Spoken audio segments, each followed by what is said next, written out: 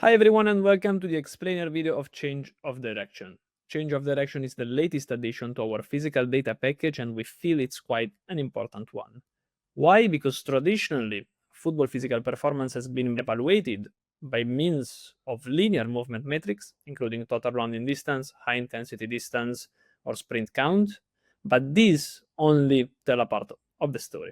Let's see some examples.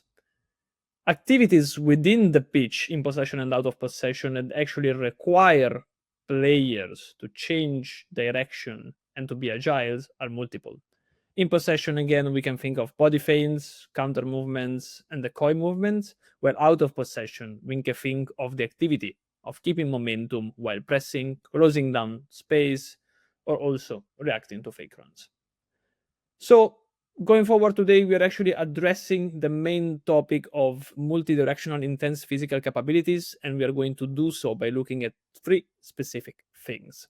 Agility volume, so the ability to repeat changes of direction within a game. Agility qualitative, so the ability to be agile, and this relates to time as well. But we are also adding an extra layer of information to explosiveness, as we know today. Content, let's start with agility and let's check on what we are actually delivering by looking at a specific case study. So these are two players, player one and player two. They're both fullbacks. They're both playing in the same team in the Big Five leagues. The data relates to last year. What we are doing here is actually building a physical profile. First, looking only at linear physical performance, and then adding multi-directional physical performance to the picture. So if we look at linear physical performance, so for example, the ability or the capability of the player to cover the pitch at a very high speed by means of sprinting distance, we see that the output is kind of similar. The players are also kind of similar when it comes to repeating high intensity actions frequently within a game. So high intensity count, again, output is there. When we add multi-directional physical performance, the picture starts to change a bit. So for example, let's check on which player is able to handle a higher number of intense changes of directions throughout the game. Player 2 performs better. Which player is actually able to keep speed and momentum after a tight turn? Player 2, again, ranks better. Which one shows raw agility after big directional change? Again, player 2 is performing better. And you see how this is important, for example, for a fullback when it comes to tracking a winger who keeps on doing counter movements or similar actions. But how do we know all of this? Because Skill Corner has actually developed specific metrics to identify and quantify these physical and football specific behaviors.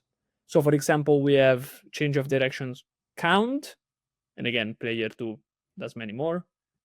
Time to 505 around 90, which takes the name from the popular agility test and allows us to understand the performance of the player on a 90 degrees turn or close to a 90 degrees turn. And the same for time to 505 around 180 degrees. So for big directional changes. Then again, speaking of volume and quality.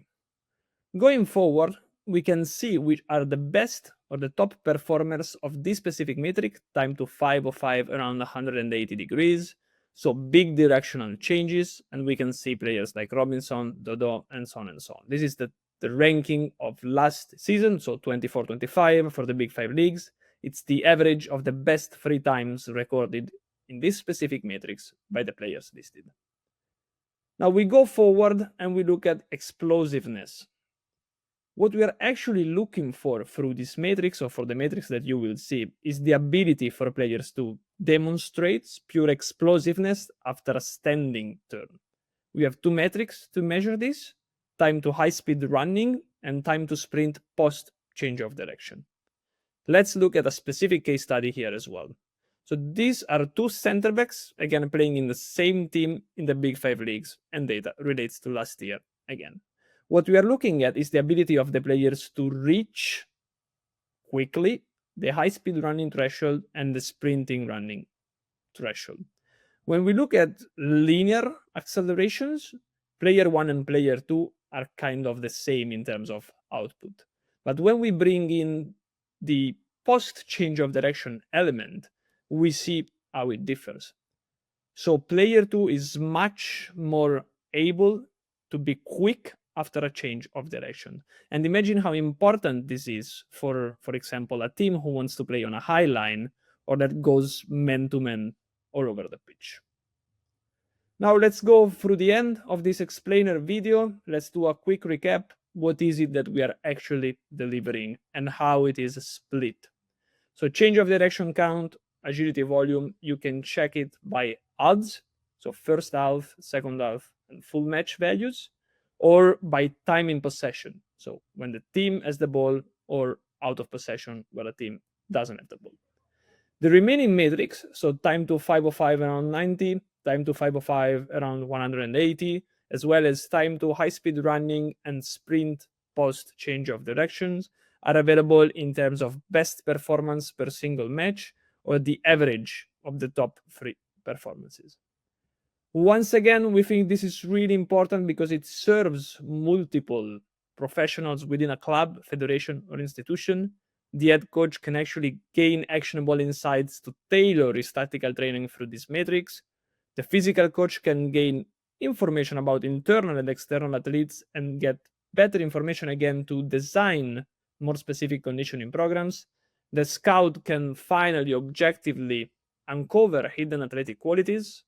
Data analysts and scientists can actually extract patterns and value from previously untracked physical behavior. And obviously, sporting director can gain a sharper lens to make evidence-based recruitment choices.